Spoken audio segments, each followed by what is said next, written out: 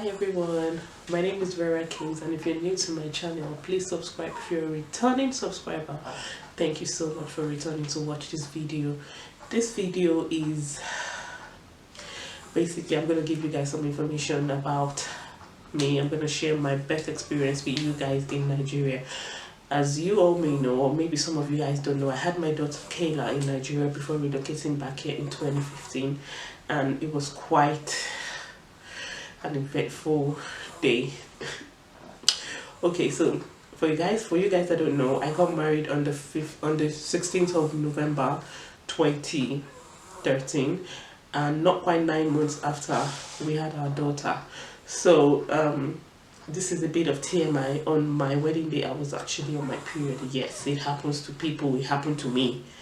So my husband, after we got to the hotel and everything, my husband said, "Babe," I said, "Nothing can happen, Oga. I'm menstruating." He said, "Hey, how can you be menstruating today or all this?" I said, "I didn't plan it, and for some reason I actually knew it might happen, so I wanted to use morning after pill to move it forward or something, but you know, I just said to myself, there's no point to, let me just leave it.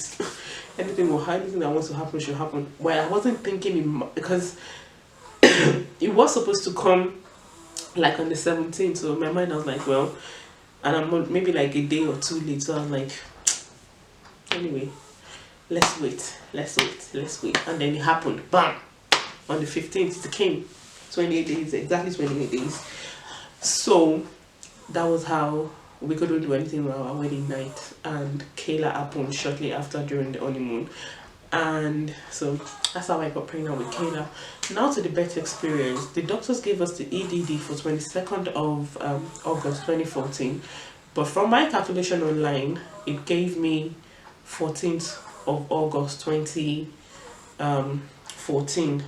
So in my mind, my husband was still in London then, and I was in Lagos, and in my mind, I kept on telling him, "Babe, I want you to come, because from my calculation, a lot of people, well, the baby comes before the EDD for a lot of people." So in my mind, I was like, this girl will come before you get here. Buy your ticket and come. And my husband was like, "Yeah, I can't come," obviously, because he had paternity, but it was just 2 weeks, and he had a week extra, so he was coming to Nigeria for 3 weeks only, and he didn't want to like use his leave while I was while I was still pregnant with her, obviously. So in his mind, he kept on thinking, I'll buy my ticket, I'll buy my ticket. So on the 13th of August, I was living with my friends in Lekki then, because I used to work in VI, and the hospital I used was Lagoon hospitals. So I'd already moved in with my mom then, so because I needed help with the baby and everything, so I moved into our apartment, our house in Ogba, and I was there. And so on this day, my mom was going to, I don't even know, she used to supply food then for KFCs and the like, so she was going to the market to buy all these foods and everything, and she didn't even tell me she was leaving the house. I just called her and I was like, "Mommy, where are you?" She said, she said something. I said, that you're going to K2K. How? Something is wrong, oh, this baby, I don't know. She said, she was still asking me, because I said, "Mommy, I'll fight with you, my buying. Hey?" She said, once she said my buying, she just turned the car around, and I think she was almost at I know she had gone past over then towards Omole side, so she just came back. On her way back, well, my big mom, she was in her house then also, so she just kept on. So she said, "Have you eaten?" I said, "No." You know what happened? The contraction just started bit by bit. I didn't even know what was going on. My auntie from London came then. I remember having a conversation with her, and she said, "Oh, I'm going to Lagos to buy food." I'm like, "Okay, bye." So the contraction started, and it was in beats. It was coming and going. I didn't know I was contracting then. I just would realize that I wouldn't be able to stand up when I wanted to stand up, and I would kneel down instead. I would wait for the pain to go, and I would be able to stand up. So I didn't know I was already contracting then. So this was before I called my mom. And shortly after, when I called my mom, my big mommy came and she offered me rice with atadidin, correct atadi. She said, Afade, you must eat, because I really didn't have anything that day. She was like, good or Josh. She said, what drink do you want? She went and got me. When I was pregnant with Kayla, oh my god, everybody was telling me your daughter will be massive, because I was drinking Malta Guinness like no man's business. Actually, Malta Guinness should pay me for drinking it, because I wouldn't go a day without drinking Malta Guinness. It was that crazy. That was my. So she offered me Malta Guinness, and I had Malta Guinness. My mom was already upstairs then, so she was like, Fade, wash up everything. And my car, I already had my hospital bag in the boot of the car. I had it since I was like maybe 33 weeks or something, so everything was already there. I didn't need to carry anything upstairs or downstairs at all. So we just, and my mom used to live on the second floor, so she was even telling me, if I did hold on Jen DM, I'd be like, Mommy, don't worry, I can hold myself. I went downstairs, I carried my Malta Guinness in my head. As I got into the car, I was drinking it. So she drove me to the hospital. She parked. I got down from the car. Everything was fine until I saw my colleague's wife, Toyin, and she was like, she was even trying to gist me. Who gist with a woman in labor? I was just there smiling. I didn't even say anything. I was just there smiling like, God, I don't know what's going on. By the time when you know how Nigerian hospitals can be at times, obviously I'm in labor, but because I'm not screaming down the hospital, I'm not shouting, they really didn't take me serious until it was my turn, and the consultant checked me and she was like, my God, you're almost 8 centimeters dilated and you are like this? You're so calm. I'm like, well, so you waited so long to come to the hospital, but this is good actually. So she was like, so she took me upstairs herself. They were cleaning the, what's it called, the room. Somebody had just had a baby. I think they just have rooms or something. So the other one didn't have AC, and they said they wanted to put me in the one with the AC. In all this place, my water has not broken. No, that water remained intact though. Then they were like, has your water broken? I said, no, my water is not broken. So they called one guy. It was a man, yes. Just cut it. I don't know. We brought one scissors and one thing like that. I was lying down, so he raised me up and put the thing under me, and then cut the water. And the water, I could feel it. That water was hot. You know, that is why I can understand why they say they put premature babies in something warm. Yeah, so they would grow. I don't even understand. That water was hot. You know, when hot boiling water is coming out of your body, hot boiling water that is not hurting you yourself. With this God. He's a miraculous God, I tell you.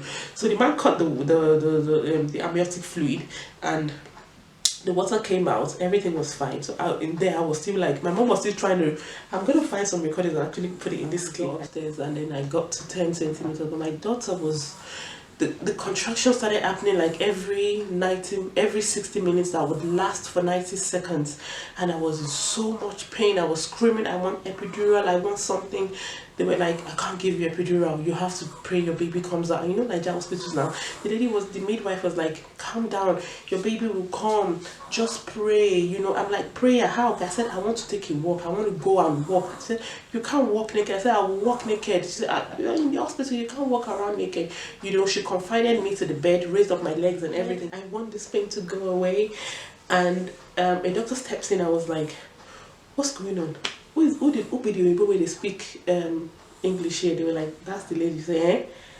Now this Nigerian lady, they speak British English.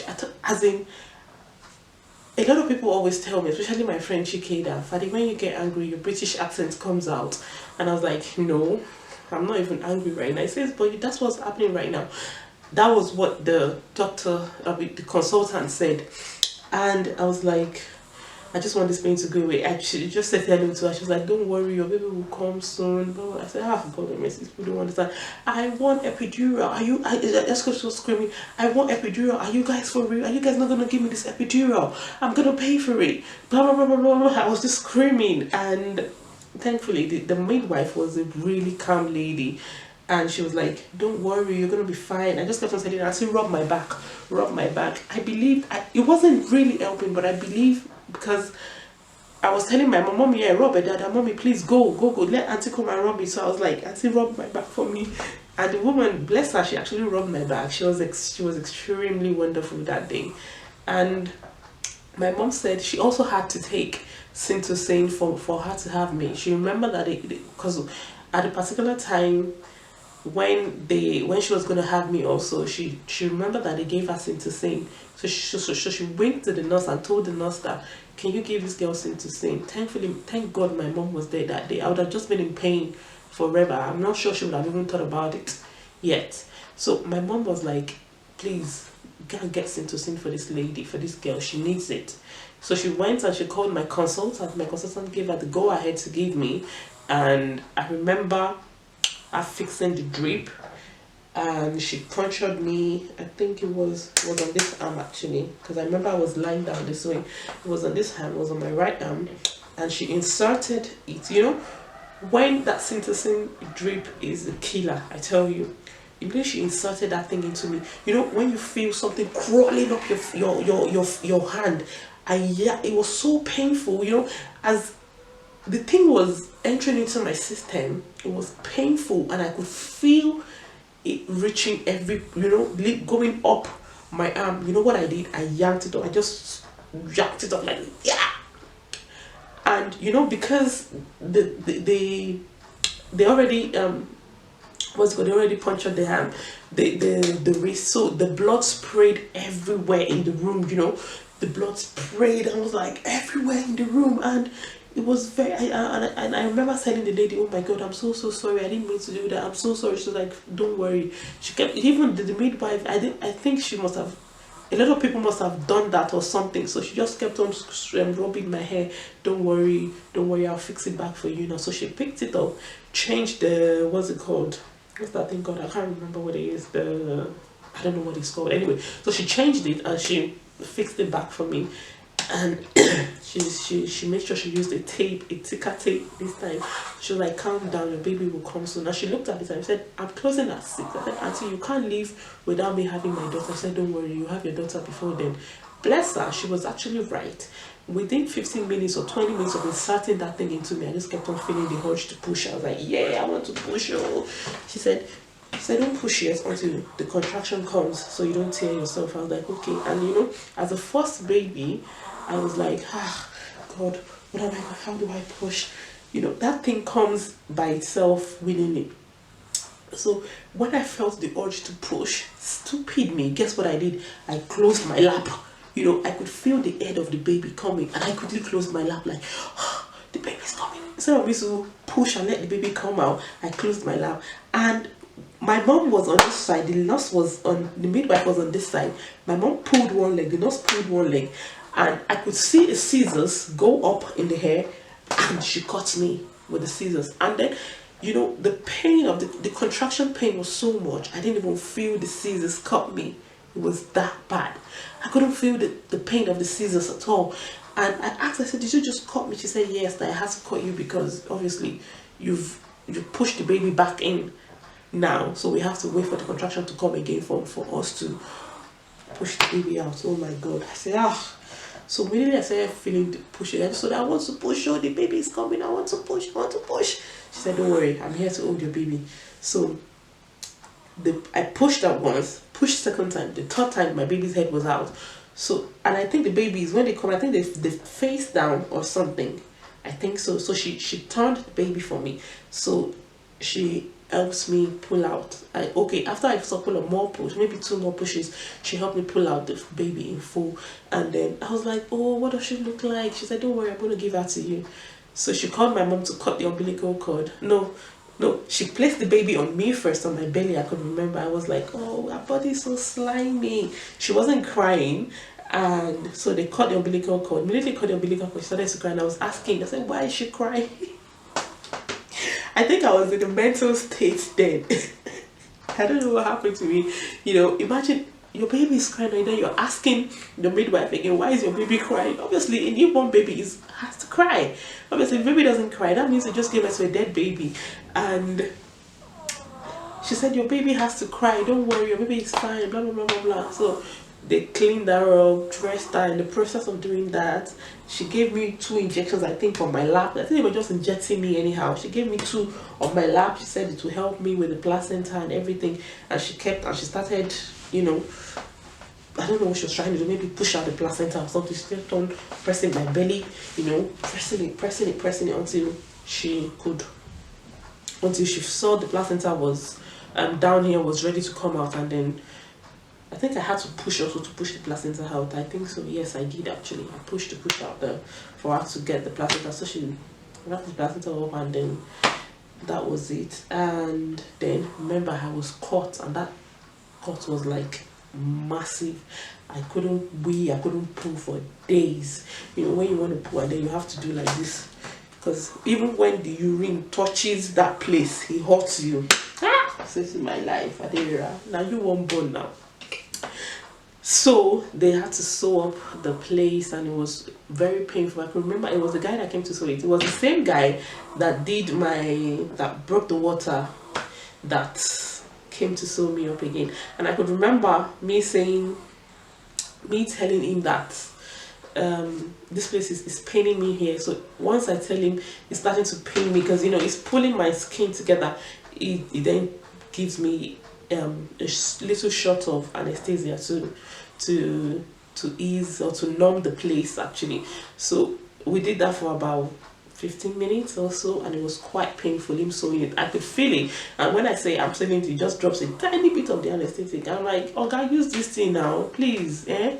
So that was it. And when they gave me my daughter, eventually they cleaned me up, did everything, and because they told us the hospital didn't budget my food because I came in the afternoon and they already asked for people's food and everything, so I had to go to bed in hunger. Yes, I went to bed like that. But I was still super malt crazy then. Malta Guinness, sorry. I was still with Malta Guinness crazy then. So my mom bought me 2 Malta Guinness, and that was what I had, and I slept. And that was it basically. And when they gave me my daughter, actually, I kept on crying. I was, you know, I don't know if it was tears of joy or something, you know. I don't even know how I felt. It was just somehow. And my husband started calling. Okay, then inside there, when I had her inside there, and then my mom called my husband, said, yeah, where's the people? You know, he was completely lost on the phone. He didn't even know what to say to my mom. He just said, give her the phone. How is she? She was okay. I said, Lagoon, you were not here. I told you I wanted you to be here. I told you I wanted you to be here. When I had our daughter, you see, you're not here. Bless him. He booked his ticket that same night. Yeah. That same night. They called him around 5 something. I don't even know how we did it. They called him around 5. Well, I had my daughter around 5:30ish or 5:25, and my mom called him immediately, and he booked his ticket that same night and got to Lagos that following morning. That following morning, he got to Lagos. As I was waking up, they were like, "Oh, you have a visitor." I was like, "Okay." They came, had my daughter's bath and everything around 5 a.m. They already told me that 5 a.m. they would come and take her away to have a bath and everything. And I hate to know about switch my baby. Oh. So I took a picture of her face. So I took a picture of her face. So when she came back, I was like, show mommy curry. But anyway, I hope you guys like this video. You can share your experience down in the comment section too. Please comment. If you like the video, give me a thumbs up. Thank you very much for watching my video. Please subscribe to my YouTube channel. My name is Vera Kings. I'm at Vera Kings on Instagram, and I blog at www.verakings.com. Thank you so much for watching this video. Bye.